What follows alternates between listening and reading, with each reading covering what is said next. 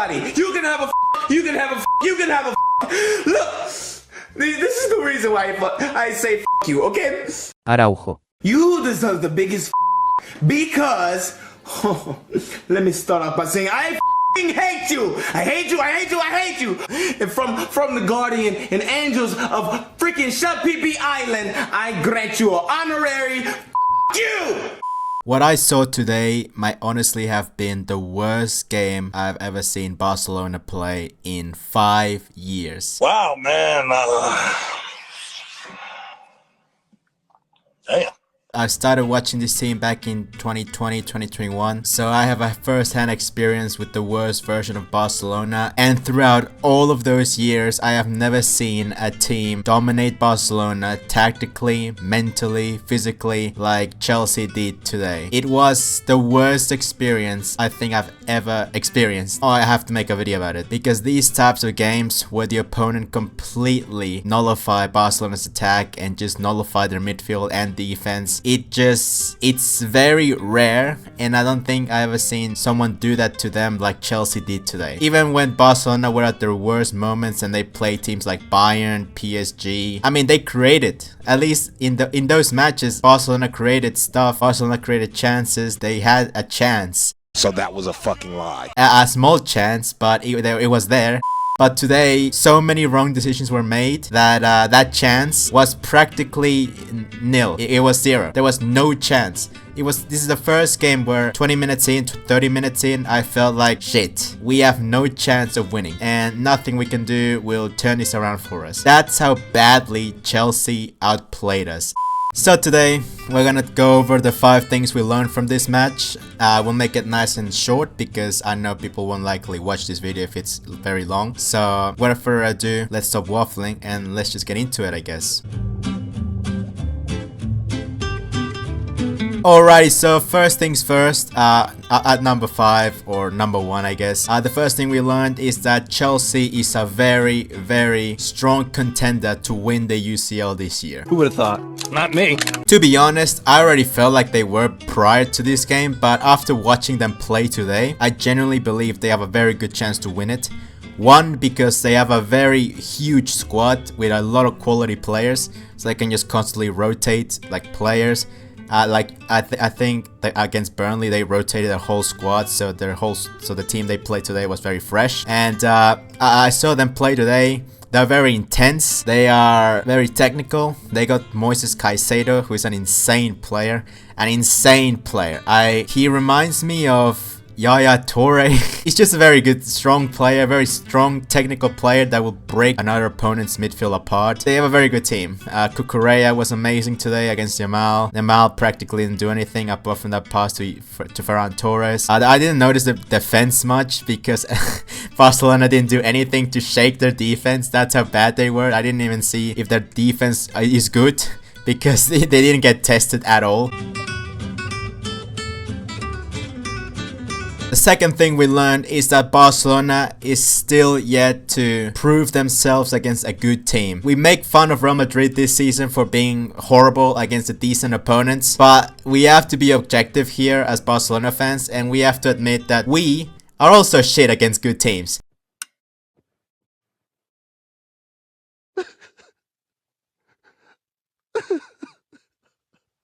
And case point being is the 3 games we played against PSG, Real Madrid, and now Chelsea. We completely stunk up the place in each game. It worries me a lot that we haven't played well against a great team this season because that basically means that when we are not going to win anything, like straight up. If we don't fix this, if we don't change our attitudes when we play a good team, we're not going to win anything. I know Pedri and Rafinha were missing from this match, and I know they're very important players, especially Pedri. Gotta step up when Rafinha and Pedri isn't there. Point number 3. We mentioned Rafinha earlier, and this is point number 3. We need Rafinha and Pedri to apparently be good in matches. Rafinha has been a very big miss throughout the last couple of months, and with Rafinha out, that means you lose the intensity, You lose the leadership that he brings. You lose that presence in the field that helps his teammates play better. I know that sounds like a weird statement, but I feel like with him on the field, you feel better. You feel more confident with Rafinha because Rafinha is out there pressing so much. He's just a very good personality to have on the field, and the fact that we miss him for 2 months or even longer than that, it just really hurt us a lot. And after watching this game and watching what he did, because he came on the 60th minute, and in the last 30 minutes, he was practically the only one that actually tried. Rashford didn't do shit. Yamal didn't do shit, but Rafinha was the only one that actually tried, and that's just embarrassing for Yamal, for Rashford, for Ferran, for Lewandowski. Yeah, we need. It seems like we can't function as a team without Rafinha and Pedri, and that's just embarrassing and shameful, honestly. The fourth thing we learned is that Hansi Flick got this match very wrong. And what do I mean by that? His starting lineup makes no fucking sense. At goalkeeper, he got Joan Garcia, obviously, but the defense is what honestly pisses me off. You got Koundé as a right back. Okay, that's fine. You got you got Araujo as the right center back.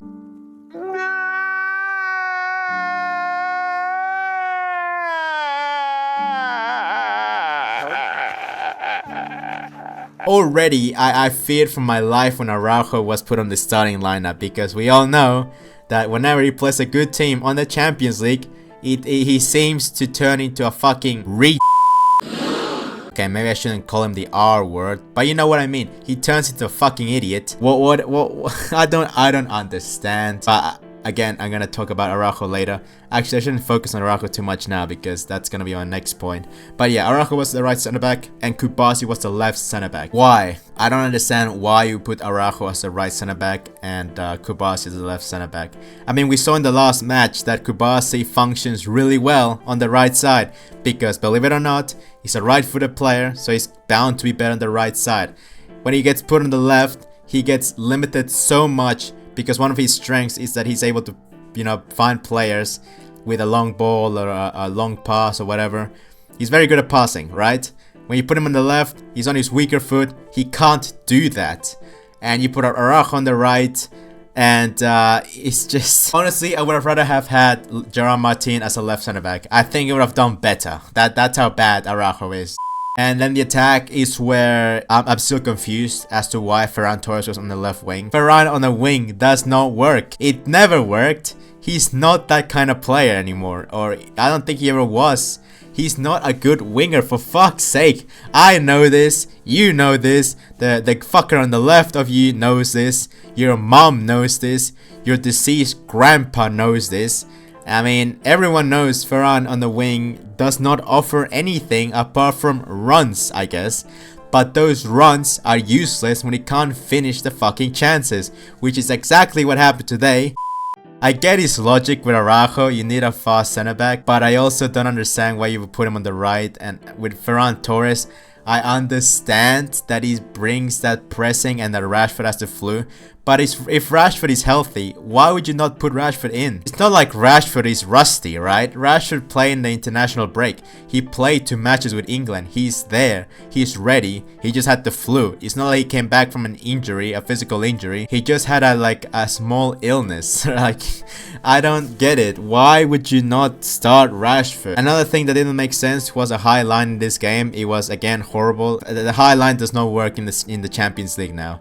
We've seen it against Club Brugge, we've seen it today against Chelsea. And to be fair, Barcelona did catch a lot of Chelsea players offside, and Barcelona did save themselves from a lot of goals because they were offside. But among those many chances, Chelsea was gonna break the offside trap at some point, and they did 3 times. When will this stop? When will Hansi Flick just stop forcing this high line against teams who very clearly trained hard to learn how to break it, who train hard to know how to counter the high line and just beat Barcelona very easily. Even when we were 10 men down, he still played the high line, and that just annoyed me so much because at that point I feel like he's just laughing at me. And yeah.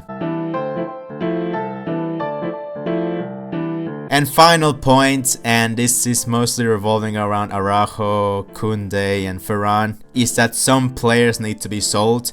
And we gotta stop being a friendship club, because I truly believe that Araujo and Ferran Torres are holding this team back. Damn! Ferran Torres is a very weird player. He scores from hard angles, but he always seems to miss the easiest chances, and that was proven today again by the fact that he missed from 5 meters out against the goalkeeper who was already diving the other way. All he had to do was just put it in the near post, and it's an easy goal. Instead, he just completely missed the goal. He didn't just hit the crossbar, he just completely missed the fucking target.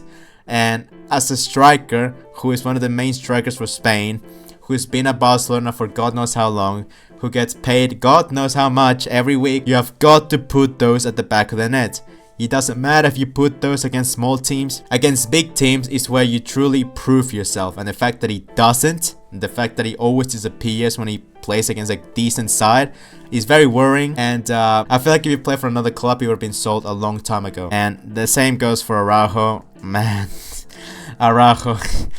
I don't even know how to describe Araujo apart from just a fucking idiot. Honestly, he's just an idiot. There's no point in sugarcoating it. Every match he's played against a good side in the Champions League, he always seems to like just lose a couple of, I don't know, chromosomes, and he just makes the stupidest decisions every time. We've seen it against PSG 2 years ago. I made a video on it. We've seen it last year. Again, I don't think I made a video on it, but yeah, again today he got the stupid first yellow for protesting and trying to get physical with the ref, and then the second yellow. I mean, what the fuck were you thinking? You had Kubasi covering the man that was making a run. Like, Kubasi was in front of the runner, so even if Cucurella was gonna cross the ball, Kubasi would have had it. But no, Araujo decided, you know what? You ain't passing now, bitch. And he just lunged in like a fucking animal, and he got the yellow card deservedly. There's no point in protesting. Like, you went in so strong when Cucurella was breaking through, and well, he got the yellow, right? He got the yellow he deserved. And from then on, man, that was in the 44th minute. That was a couple of minutes before half time, bro. Like, why couldn't you just contain yourselves? I'd rather concede the second goal than be down 10 men. And in the end, it doesn't matter, because you conceded 2 goals anyway in the second half. So why do it? You've made this mistake against Barcola, and I thought you'd learn from it. But no, you did it again. You did it fucking again against Cucurella, bro, and you didn't need to, because the attack wasn't even that dangerous anyway. So what was the point? What do you do? He just made Hansi Flick look like a fucking idiot for putting him on the team. If you're struggling in the first half, you can at least try to change tactics for the second half. But once Araujo got the second yellow card, there was no fixing anything. So yeah, I just think we should sell Ferran Torres and Araujo. They're not worth the payments, bro. They're not. I've been tired of Araujo for a long time now. Same with Ferran. I just don't see what he brings to the team. What's the point of having a player that just doesn't appear for the important moments, right? And Ferran Torres, man, I'd rather have Rashford there. I'd rather have some random La Masia player who can dribble on the left hand side than you. He just doesn't offer anything apart from good runs, and those runs are useless when he doesn't score. Anyway, thanks so much for watching. I hope you guys enjoyed the video.